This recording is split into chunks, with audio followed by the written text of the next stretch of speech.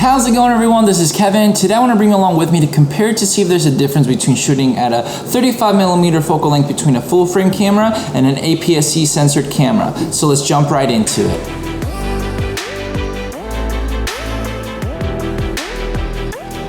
If you're the type of person that would like to skip directly into anything within a video, I'm going to have the timestamps down below into the description area so you can just skip along to the main keyframes of the video. But otherwise, let's get back into the video. So after recently getting this APS-C censored Fujifilm camera that has a 35mm equivalent lens onto it that you cannot change, I was wondering, is there that much difference between an APS-C censored camera versus a full frame camera when it comes down to shooting at the perspective focal lengths? I used to own a Sony A7iii back when I first started getting more into photography, and I never really got into comparing the lenses and everything like that because I didn't really have anything that could compare between my A7iii and my A6000 between the focal lengths respectively. I had this Sigma 35mm when I upgraded to my Sony A7iii, but I never had anything that would be equivalent to a 35mm for my A6000 when I owned it, so I never did that comparison until now. There's always that big huge debate between people that you should get an APS-C censored camera or a full frame because the price point differences sometimes don't make sense to see which one you want to go with because full frame lens glass is more expensive and everything like that. And I wanted to really see is it really that much true that there's not much difference between the photos, or it's not that noticeable, or is it a big huge difference? So that's why I just wanted to do this video. Maybe it'll help you out in the long run. We'll be using my Sony A7iii with a 35mm Sigma because it's a 24 megapixel camera, and then I'm going to be using the Fuji X100f because it's 24 megapixels as well, and it has a 35mm equivalent lens attached to it. And I know it's an f2, so I'm going to try to shoot it at f2 and then f2.8 with both of them. I might try a little bit more of the higher end of the aperture as well for more of a landscape shot, but my goal is to just try to take a portrait photo with a blank background just to see how good it would look, kind of in a controlled environment. A portrait with showing how much the blurriness of the background can be when it comes down to the bokeh kind of style, and then also a landscape just to show you a little bit of the comparisons to see is it that big of a noticeable thing between the full frame and the APS-C censored camera. With that said, let's go take some photos and then let's compare them at the end just to see which one, if you can tell, is a full frame or the APS-C censored camera, and see what we can find out.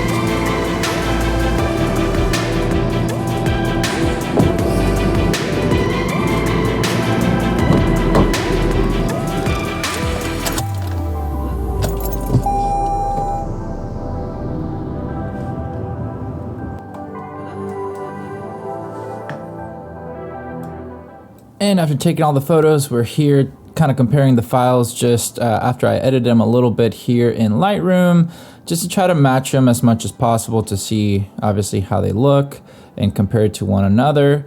So to the right, here is the Sony A7iii, and this is the Fujifilm camera file. So now I can kind of show you a little bit of a comparison side to side and see what you like best. So if I zoom in just to kind of see how the comparison of the quality, I can honestly say right away the Sony just has a sharper image overall than the Fujifilm. From a farther distance, it looks perfectly fine. Obviously, not everybody zooms in, but I can also see that I look bigger on the full frame camera versus the APS-C censored camera. Not sure if that's just because of the APS-C censored and versus the full frame being bigger, but I'm assuming that's going to be the scenario as of why. Because even if you look in the corners down here, you kind of start seeing that it kind of chopped off a little bit in the APS-C censored camera, because it is a 23mm, which is like a 34.5mm versus a 35. So I guess that's why. I'm not really understanding, I guess, the math behind that one. But that's just basically what it looks like side to side with the basically blank background kind of photo. I didn't even bother taking it out just so you would see the photo itself. So I'm gonna go with the simple, just one photo. So that's the before, that's the after, and then the same thing over here. That's the before, and that's the after. I try to match them as much as possible just so you would kind of see them. And now we're gonna move on to the next one right here. So this is the Sony camera. So that's the before, that's the after. Same thing with the Fuji, before, and then after. Now we're just going to do the reference so that we can kind of show you side to side. Once again, obviously you get a better, more blurred of background from this camera than from the APS-C censored, because I think the math is that even if you're shooting like at a 2.0, let's say, it might be a little bit higher aperture in an APS-C censored comparison. I'm not 100% sure on that one, but that's what I've heard before, so I'm just kind of going with that. Because as you see in the trees over here, you see that blurred background versus here, you can kind of already make out that it's a tree branch here, not so much. And I mean, they were shot exactly the same when it came down to just switching out the cameras. I didn't move the tripod whatsoever, just to kind of give it a fair comparison. So yeah, that's one of the things that I noticed straight off the bat with the cameras. Even when I punch in, it still seems like it's more up my face than when I do it, because they're both at 100% when I punch in. So yeah, not really sure, but you can see the sharpness in my eyes better on the Sony camera versus the Fuji. But it also was shot at f2, which I've heard that with the X100f, the f2 is not as sharp. I might have been better at f2.8 maybe, but just wanted to kind of keep it all around the same thing. So that's just a comparison of like a little bit of a background to showcase what the kind of like the bokeh would be of both photos when it comes down to a full frame to an APS-C censored camera. And lastly, we'll go over to the landscape photo. So now we have the Sony on the right, Fuji on the left. Got them as close as possible to one another. So I'm just gonna kind of zoom in a little bit on the E here of each photo just to kind of showcase how they both look. These are both shot about, I think it was like a 6.3. I know the Fuji shoots at a 6.4, which it is what it is, I guess. I'm not really sure why they went with that, but it went with that. So overall, they're pretty much the same when it came down to this focal length perspective.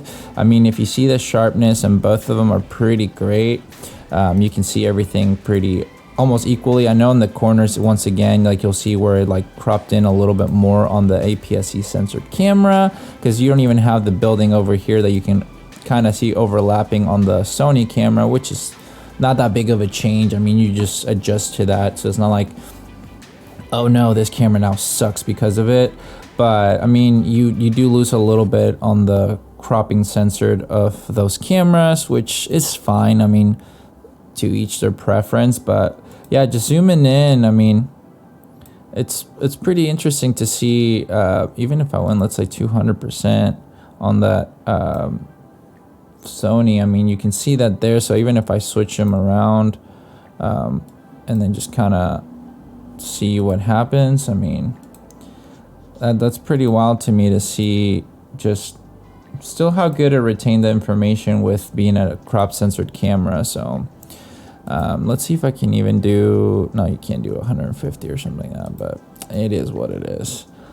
But that's anyway the comparison between these two cameras when it came down to the focal length perspective. So I'm gonna give you my final thoughts here shortly and get off of this computer. There you go. That's basically a little bit of a comparison between those two cameras. Honestly, what I didn't mention about basically, or I guess I thought about after, was that obviously if you compare the sizing of the cameras for when it comes down to how they sit on the tripod, I feel like that might have been one of the reasons of why the certain angles and cropping or whatever, how I looked in the camera itself might have affected it a little bit more, because as you see, the length of this good old camera is not the same thing as this one right here. So that's one of the things that I personally think what could have affected when I was comparing those photos, and that's what I just came to mind that I wanted to kind of bring up. But despite all of that, in all honesty, you can't really go wrong when it comes down to an APS-C censored camera or a full frame camera. The main thing that you're gonna have to consider is, what do you want in your camera after all? Do you want something that's kind of smaller and compact when it comes down to taking your photos, or something just more hefty that you kind of can do a little bit, I guess, more with it, because as a full frame censored, a lot of people tend to like how it looks better. It all comes down to what you like the best. You're also going to have to take into consideration the price point of both these types of cameras. I mean, this one starts at like right now maybe $1,700. This one new would have been like $1,400 at the time. Now with the X100f, it's $1,400. If you get the A7 III, it's still $1,700, but then you have to consider that you have to get lenses. This one's like $700, give or take, and you can find other alternatives, but that's something to consider in comparison with these cameras as well, not just the quality of the photos. For me, in all honesty, the quality of the photos are pretty great in comparison. One might be a little bit sharper than the other at certain aperture kind of styles, but at the end of the day, I mean, it's all what works best for you when it comes down to this. I'm just doing a comparison because I was curious about it, and I think it could help somebody out when it comes down to choosing a camera when they're looking at either full frame or APS-C censored. So just consider the size, the price point, what do you feel comfortable investing in the long term, and then you'll have your answer of which one would be best for you when it comes down to these cameras. But with all that said and done, guys, thank you so much for watching this video. Make sure you like and subscribe, share this video with a friend, and I'll catch you guys in the next one. See ya.